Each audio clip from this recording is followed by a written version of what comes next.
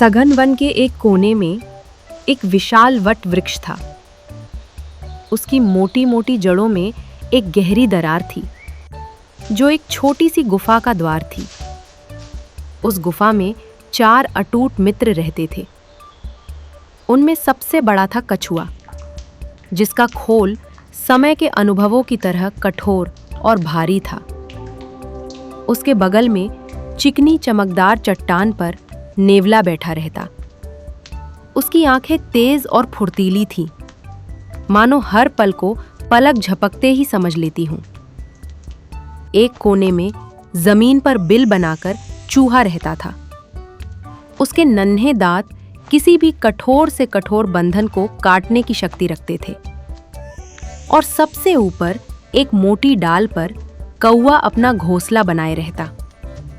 उसकी आंखें बहुत तेज थीं, दूर दूर तक देख सकती थीं। एक दिन भीषण गर्मी पड़ रही थी। चारों मित्र गुफा के अंदर बैठे सुस्ता रहे थे। कभी अचानक एक तेज आहट हुई। एक शिकारी कंधे पर जाल लटकाए उधर से गुजर रहा था। उसने वट वृक्ष की विशाल छाया देखी और वहीं आराम करने का फैसला किया। उसने अपना जाल पेड़ की एक निचली डाल पर टांग दिया और आंखें मूंदकर लेट गया। गुफा के अंदर नेवले ने अपनी पैनी नजर से ये सब देख लिया। उसने अपने मित्रों को सचेत करने के लिए कछुए के खोल पर हल्की सी थपकी दी।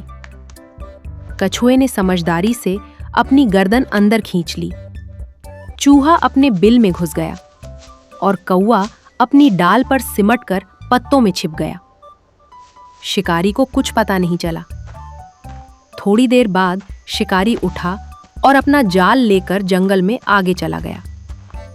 लेकिन जाते जाते उसकी प्यास बुझाने के लिए एक बर्तन से पानी पीने के क्रम में उसकी अंगूठी गिर गई। एक सोने की अंगूठी जिसमें एक कीमती नीलम जड़ा था। वो अंगूठी लुढ़कती हुई गुफा के मुंह पर आकर रुक गई। शाम हुई। चारों मित्र बाहर निकले। उनकी नजर अंगूठी पर पड़ी। नेवले ने उसे उठाकर देखा। वो चमक रही थी। कौवे ने ऊपर से देखा और समझ गया कि यह किसी मनुष्य की बहुमूल्य वस्तु है। चूहा उसके पास गया और उसे सूंघा। कछुए ने धीरे धीरे अपनी गर्दन बढ़ाकर उसे देखा। उनके मन में एक साथ विचार कौंधा। ये वस्तु उनके किसी काम की नहीं थी। न तो वे इसे पहन सकते थे, न ही खा सकते थे। लेकिन अगर शिकारी वापस आया और उसे ये अंगूठी यहां मिल गई, तो वो समझ जाएगा कि यहां कोई रहता है और तब वो उन्हें पकड़ने के लिए जाल बिछा सकता है।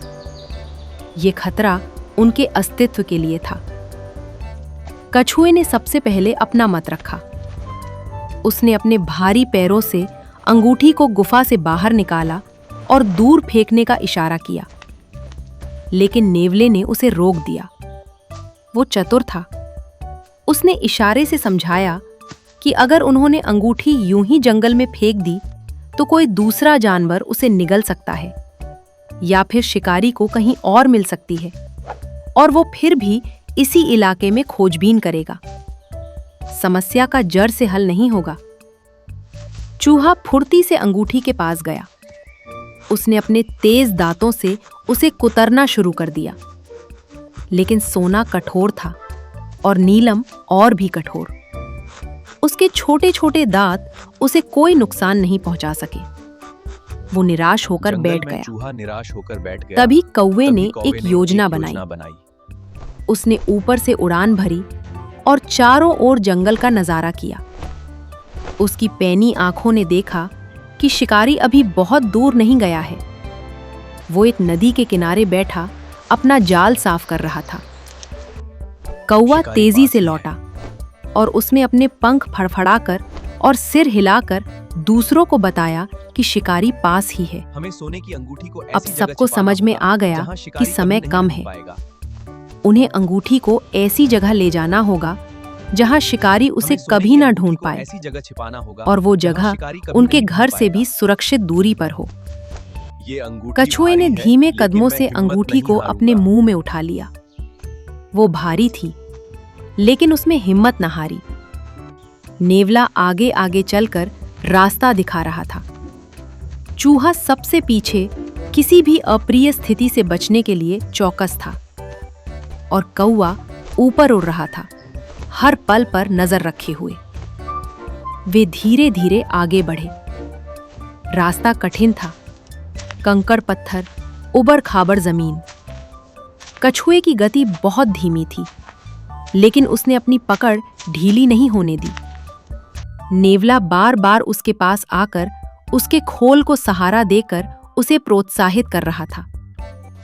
चूहा बीच बीच में रुककर पीछे देखता, कहीं शिकारी तो नहीं आ रहा। अचानक कौवे ने ऊपर से एक संकेत दिया। उसने देखा कि शिकारी अपना सामान उठाकर वापस उसी दिशा में आ रहा है जिधर से वे आए थे। अब और समय नहीं था। नेवले ने कछुए को एक झाड़ी के पीछे छिपने का इशारा किया। सब वहीं दुबक गए। शिकारी बस कुछ ही कदम की दूरी से गुजर गया। उसे अपनी अंगूठी गिरने का अंदाजा भी नहीं था। खतरा टलते ही वे फिर आगे बढ़े। अब वे जंगल के उस हिस्से में पहुंच गए थे जहां एक गहरा दलदल था। उस दलदल के बीचों बीच एक छोटा सा टीला था जहां कोई नहीं जा सकता था।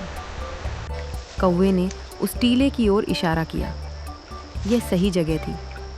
अब समस्या थी अंगूठी को वहां तक पहुंचाने की। कछुआ तैर नहीं सकता था इतने गहरे दलदल में, वह फंस जाता। नेवला और चूहा भी वहां नहीं जा सकते थे, सिर्फ कौवा ही जा सकता था। कछुए ने धीरे से अंगूठी को जमीन पर रखा। कौवा नीचे उतरा। उसने अपनी चोंच से अंगूठी को उठाने की कोशिश की, लेकिन वह बहुत भारी थी। वह उठा नहीं पा रहा था। चारों मित्र निराश हो गए। तभी नेवले के दिमाग में एक तरकीब आई। उसने चूहे को अपने पास बुलाया और उसे अंगूठी के पास ले गया। फिर उसने चूहे से कुछ इशारों में बात की। चूहा समझ गया। उसने अपने तेज दांतों से अंगूठी के सोने के हिस्से को नहीं, बल्कि उस पतले धागे को कुतरना शुरू किया जिसमें नीलम जड़ा था। वह धागा सोने की अपेक्षा थोड़ा कमजोर था। चूहे ने पूरी शक्ति लगा दी। उसके छोटे छोटे दांत लगातार चलते रहे। कुछ ही पलों में धागा टूट गया। नीलम अलग हो गया और सोने की अंगूठी का ढांचा अलग।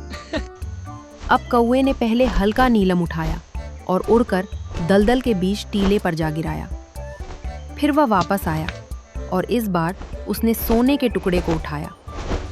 वह अब भी भारी था, लेकिन कौवे ने हिम्मत न हारी।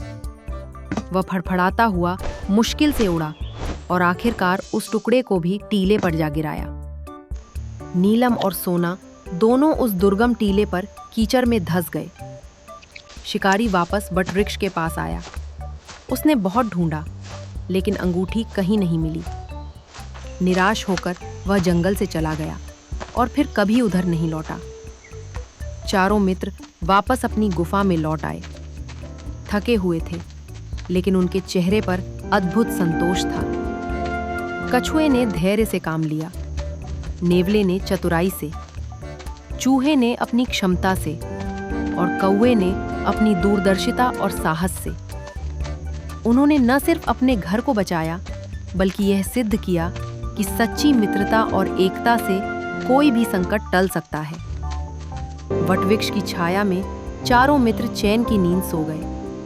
उनके सपनों में कोई डर नहीं था, बल्कि आपसी विश्वास की मजबूत डोर थी जो उन्हें हमेशा एक बांधे रखेगी। तो कैसे हैं आप लोग? अगर आपको ये कहानी अच्छी लगी तो लाइक करें, कमेंट करें और हमारी पंचतंत्र चैनल को सब्सक्राइब करना मत भूलिएगा। तो आपसे जल्दी ही मिलते हैं एक और ऐसी ही रोमांचक कहानी लेकर। तब तक सायोनारा।